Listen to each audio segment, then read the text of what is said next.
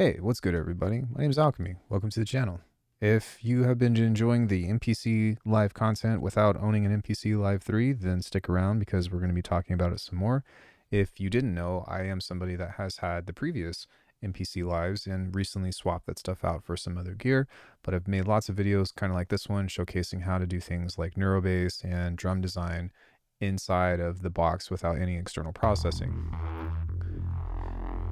Granted, this was a long time ago, but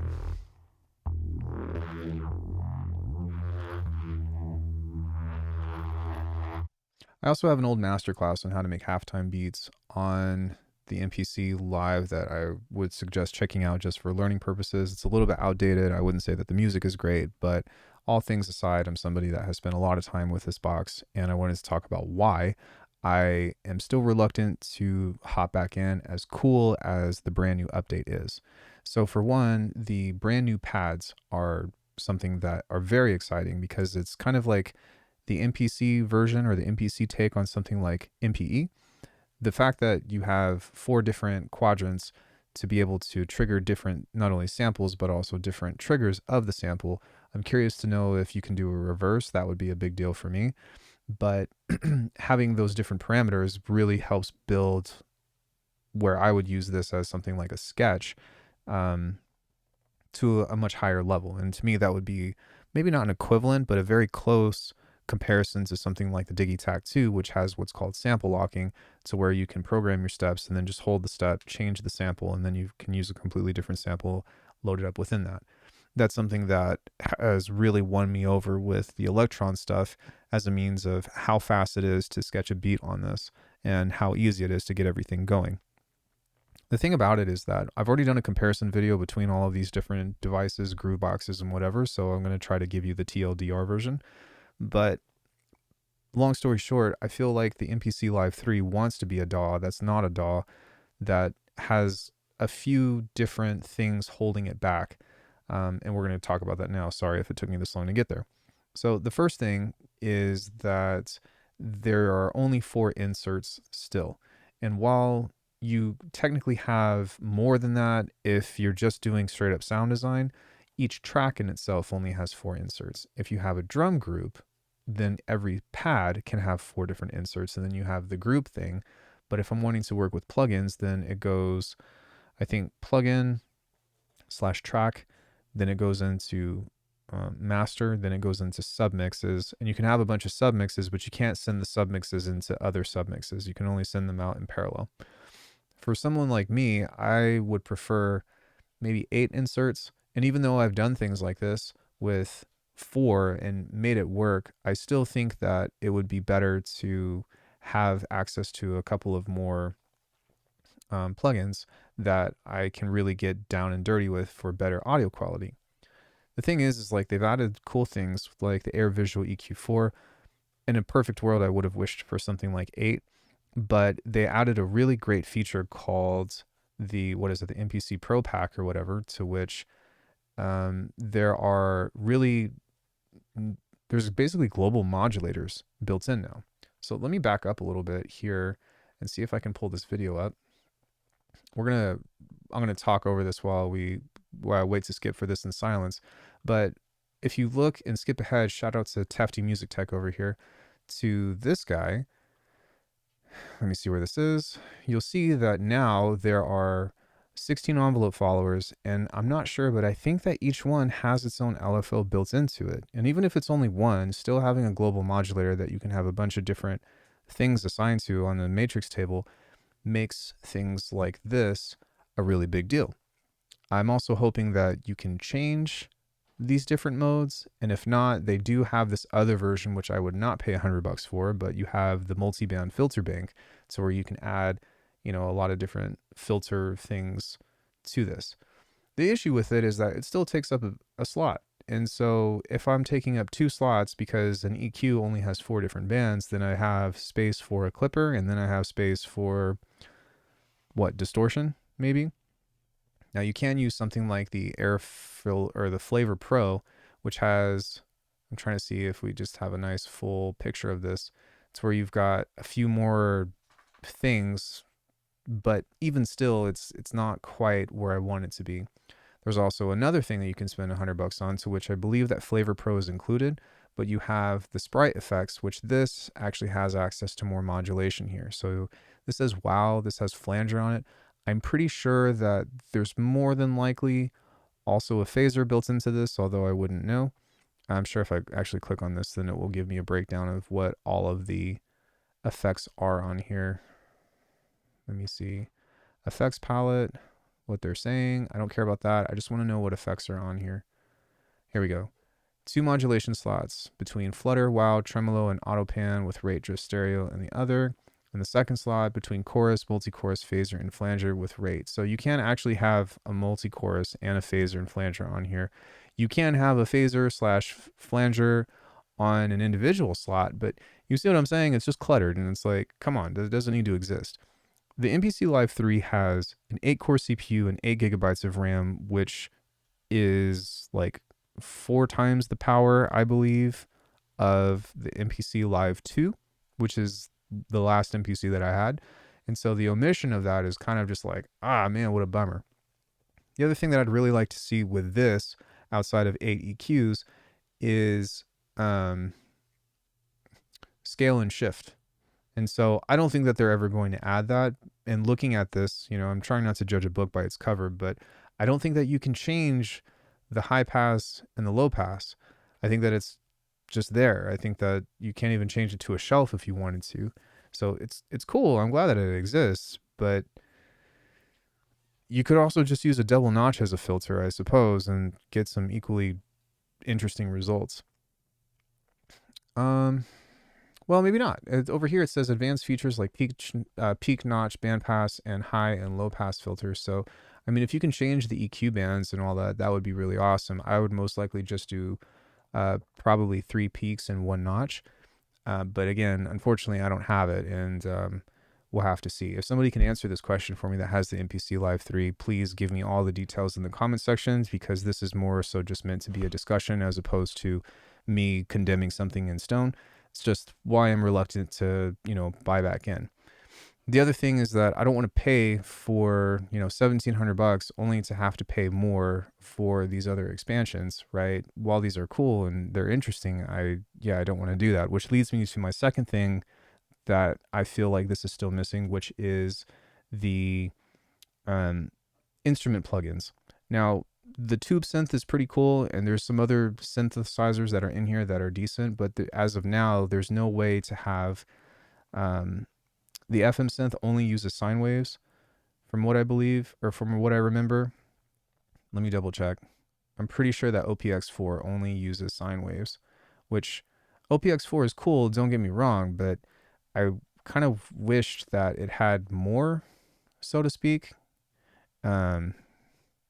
Yeah, let me just read up on this very quickly so that way I don't misspeak. But yeah, you can kind of change. Okay, so yes and no. So you can change the timbre and the pulse width of this. Okay, now I remember. Within the operator in itself. But there's not really a dedicated saw wave, I believe. And ideally, I would like there to be a harmonic editor, which is the big complaint that I have. There's also the sub maker or something like that, that is supposed to be Sub Factory, which is also supposed to be $100. And they've got these wavetables that are built in, but there's no way to add your own wavetable. So 127 index points, sample start and delay, plus reverb and filter, which is cool. Like, I like that you can add, or I like that they have this, but getting custom samples inside of anything like this is kind of flexible platform, generator sound, harness feeling, craft any sonic tone, allows you to dial the right bass sound. Okay, that's a little bit misleading because they don't actually allow you to use your own waveforms. And so it needs like a killer synth, long story short. I think if I could summarize it, it still needs a killer synth that we're missing. Which brings me to the third thing, and most of this stuff, or most of the complaints that I have, are actually alongside of sound design things. And that's the big picture for me, is that while it's capable of doing incredible sound design, it's not nearly as good as something like the iPad. Now, you could say that, I'm super blessed. I have a Waldorf and, I've got all this other stuff. And so really, at the end of the day, I don't need an MPC Live 3. It would just be more so for cool points and for having another thing to give me stress for making sure that it doesn't collect dust. To be fair, though, I do try to use everything I own without it sitting for too long. But yeah, it doesn't have an OTT. It does have a multi-band compressor, but I don't think that it can do both upwards and downwards at the same time. I'm a little bit shocked that they haven't added something like that yet, considering how popular the OTT is. And then the other thing that I'm hoping that they add in the future, which I don't think exists, someone can feel free to correct me, but I think that on the step sequencer, there's also not conditional triggers. There's chance, but I don't think that that's available. So let me scroll down and see, because I don't know if it's going to be on here or not. Step sequencer. Okay, it's in the video. I'd rather read about it, to be honest. But yeah, I do like that they finally added the step offset, which is something that is the most important thing for me within this. Within any kind of groove box or whatever, is the step offset. There was always nudge and all that other stuff, but it was a pain in the ass to work with, especially with the wheel or the touchscreen, to where now I'm glad that it's just like nudge, and then you've got a dial that's not a clicking, what is it? A clicking encoder. It's something that you can use via the Q-Link a little bit easier. One other cool thing that I think actually is really neat when it comes into drum design and stuff, and something that I'd like to experiment with, or, you know, if you have an MPC3 and you don't know much about drum design, hit me up, because I think it would actually be less of a waste of time and money to teach you how to do it than to buy one and then waste my time. But recording Foley and turning those into drums would be awesome.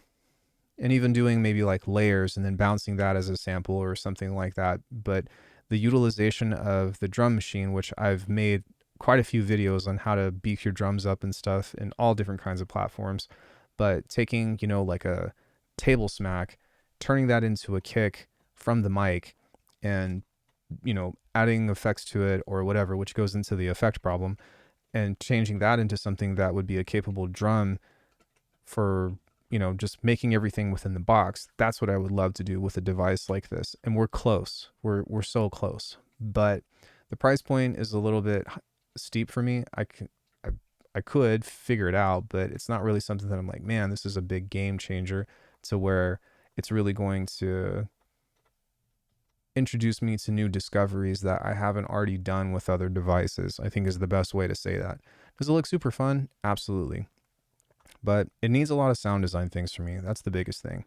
I would like there to have a little bit more flexibility with the audio tracks, of being able to warp and pitch things on the fly, kind of like what you would do on a timeline in Ableton or Bitwig or something, although I don't really expect that to be a thing. The other stuff I'd have to experiment with, but the big steps that got me interested in being like, wow, should I consider this again, is like, one of the biggest things actually are the global modulators. That's not something that's even inside of every DAW other than something like Bitwig.